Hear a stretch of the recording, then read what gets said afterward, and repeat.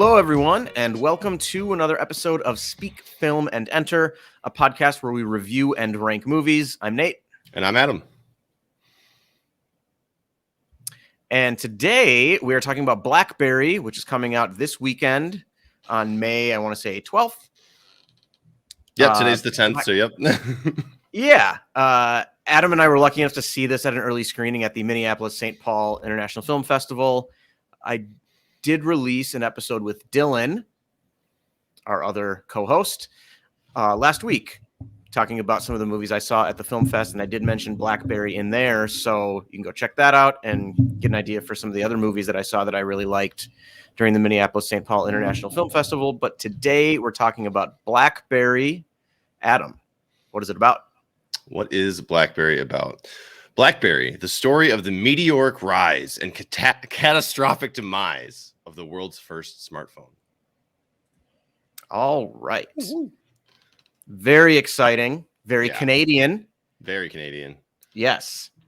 So this stars Jay Baruchel and Glenn Howerton, which for me was really all I needed. I like Jay Baruchel a lot. He doesn't show up in as many things as I'd like, but I always enjoy his performances when he's there. And then, of course, Glenn Howerton from It's Always Sunny in Philadelphia is what he's most famous for among, Dennis.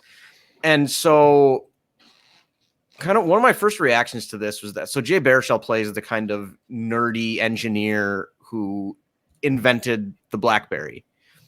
And then Glenn Howerton plays an asshole executive who sort of leeches on to this thing because they need some strong executive, like business leadership. Also, he doesn't really have many other options. So it's kind of a desperate pitch for him. And he kind of puts all of his eggs in this basket. And what ensues is comedic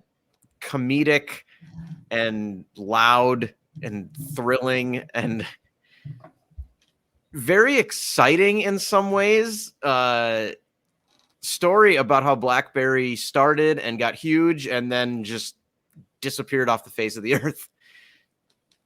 And I really like Glenn Howerton in this. That's kind of where I want to start, if that's good with you. So I've always kind of felt like it's a lot easier for comedy actors to like venture into some other areas than it is for like dramatic actors to kind of decide to try to do a comedy. Agreed. And that's not to say that this isn't at times a comedic role for Glenn Howerton, but this is a very dry comedy. And he's basically just playing a raging asshole for the entire movie. And he's so good at it. Every moment that he is on screen, I could not look away. I was laughing. I could understand how he'd just terrify people into doing what he wants. It's just such a great performance. And it does fit. It translates a bit from the Dennis character because Dennis is first and foremost an asshole. Not in the same way that his character here is Jim Balseely. I think it's Balseely. Yeah, something like that. I can't remember. Something like that. I'm not sure. I can't remember how to pronounce his last name, so we're going to call him Jim. I don't know. He was great for me. Jay Baruchel also very good in the role of kind of the nerd who just wants to do nerd things and make stuff, but doesn't really want to do the business side of things. They made for a really fun pairing. What do you think?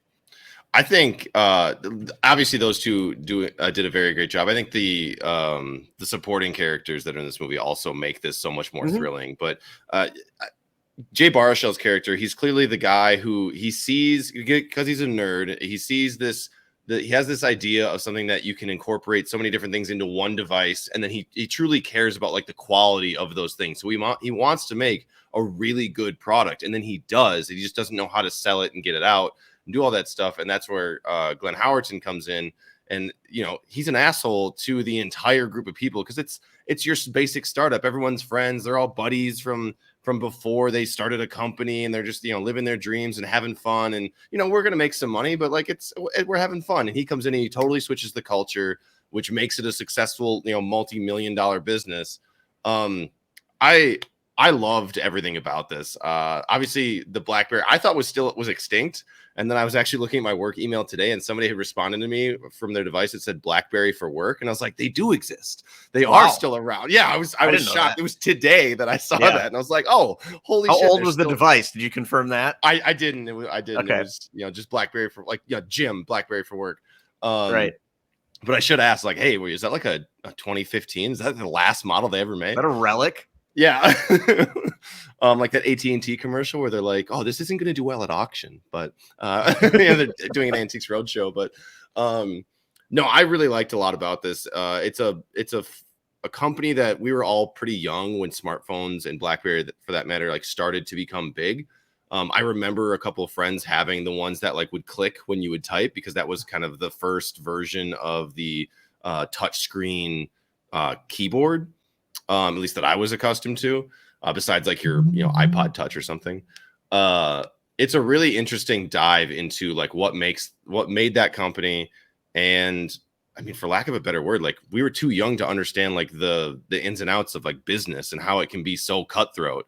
And they do a really, really good job of displaying why it's cutthroat, how it's cutthroat, and how you have to perform to survive, which is why Glenn Howerton's character is perfect. He absolutely kills this role. To go off of, it's easier for comedic actors to play something else. He's serious while also like unnecessary, like on accident funny. Which that's what I mean. How like the humor is really dry. He brings an energy and a bluntness to a room that doesn't always necessarily need it or want it. Yeah. Like shades of Silicon Valley. Like, yeah, definitely. I mean, yeah, Silicon Valley and of course the Social Network. And I think things like even Wolf of Wall Street and like Moneyball and I mean Air, which just came out with Matt Damon and Ben Affleck. All these movies and shows about kind of like the start of a business that we know kind of the end result or sort of the big picture stuff that was in the news, or we're familiar with the product that they created. But this behind the scenes rise and fall is a fascinating story. And I think for the most part, they do it in a way that stays interesting from beginning to end. Agreed. And it stays funny pretty much from beginning to end. I mean, there's an entire subplot about Glenn Howerton's character trying to buy the Pittsburgh Penguins, which is nuts. It's so funny. And I assume based on real events as well, because I think we read after the movie that he's tried to buy an NHL team like 5 times. Yeah, they do provide some like kind of where are they now kind of bits at the end of the movie, and that's one of the things that comes up, that like Jim Balsillie has tried to buy or has tried to become an owner in the NHL like 5 different times. He's been shut down every single time. Yeah, which is hilarious because I'm pretty sure Snoop Dogg just bought part of the Ottawa Senators. So like he did, but is Snoop Dogg trying to move the Ottawa Senators to a random suburb somewhere? No, he's not trying to move them out of Pittsburgh to a tiny, Canadian city. So it's really interesting, and I particularly liked the way that they kind of, it's sort of smooth sailing for a while until they get to a certain place, and then this sort of pressure that Jay Baruchel's character never wanted and doesn't really appreciate. He's all of a sudden mixed up in a business where he has people to answer to, which isn't what he set out to do. He wanted to make something cool and functional and sort of revolutionary, and he did. And then you run into these areas where all of a sudden, they're losing part of the market share, or new devices are coming out to challenge them eventually, like the iPhone infamously sort of destroyed them. And then you get kind of this mix of Baruchel's character trying to sort of make things faster and be a little more innovative and maybe pushing it a little bit more than he would feel comfortable with usually because of the pressure he's feeling, combined with like Glenn Howerton's road trip of just like promising the world to everybody and just deceiving lots of people. Well, and trying to find a way for that to actually work. It's your typical, like, your salespeople in any organization sell the blueprint to, or they promise the world to the customers, and then they turn around to the engineers and go, you can build that, right? And the engineers are like, dude, what? We just came up with like a barely new feature that like other people are starting to get. You just promised them like 5 years worth of development like tomorrow, and it's not going to happen. Yeah. So Right. that whole idea of like kind of a not a takedown, but a criticism of capitalism in some ways, that, you know, this is just Jay Baruchel's character is just a guy who saw a need for something, built it because he wanted to provide a good service to his friends, his customers, whatever. And then corporate America, or corporate Canada at this point, comes in and just completely flipped it and said, now you've got to do this, this, this, this, and this. And he was like, I just wanted to make cool shit. Yeah. You know, and I find it effective when the movie kind of transitions from them playing offense to them playing defense. Yeah. Where they become more and more desperate as they go along. And I think the actors and the writing, I think everything does a good job of kind of, they really make you feel that tension and the sort of panic and the impending doom that we know is coming. And with just this sort of, how exactly did they get here kind of thing. Mm-hmm. And I found it, for the most part, very effective. Yeah, I thought it was a pretty riveting movie. And there's definitely, you know, for as much as Glenn Howerton's character, Jim, is a complete asshole and like by and large very unlikable, you are rooting for him to succeed. Like that's kind of, yeah, at times. I mean, he does a good job in moments where he does something horrible and then turns around and realizes the company might die. Yeah. And in those moments, Glenn Howerton does a very good job of kind of making you as a viewer forget what you just watched him do. Yeah, like how shady he just was. He just figured out a way to fix it. Yeah, and then suddenly you're just like, oh man, this guy's business might collapse. Yeah. But you just watched him like commit several crimes before that happened. And potentially. Again, it's allegedly. Yeah. Allegedly. Again, it's just a testament to his performance, which I think, again, just really steals the show for me. Probably one of my favorite performances in a comedy in quite some time. Yeah. I'm not going to go so far as to say like this is Oscar worthy, but like when it comes time to say like what was one of your favorite performances of the year, like this one for sure. Yeah, like absolutely. So, do we want to take a quick break and get to our star ratings? Or do you have anything else to add before we do that? No, let's get into that, and then we can kind of get into some specifics as we go. Perfect. We'll be right back with our star ratings.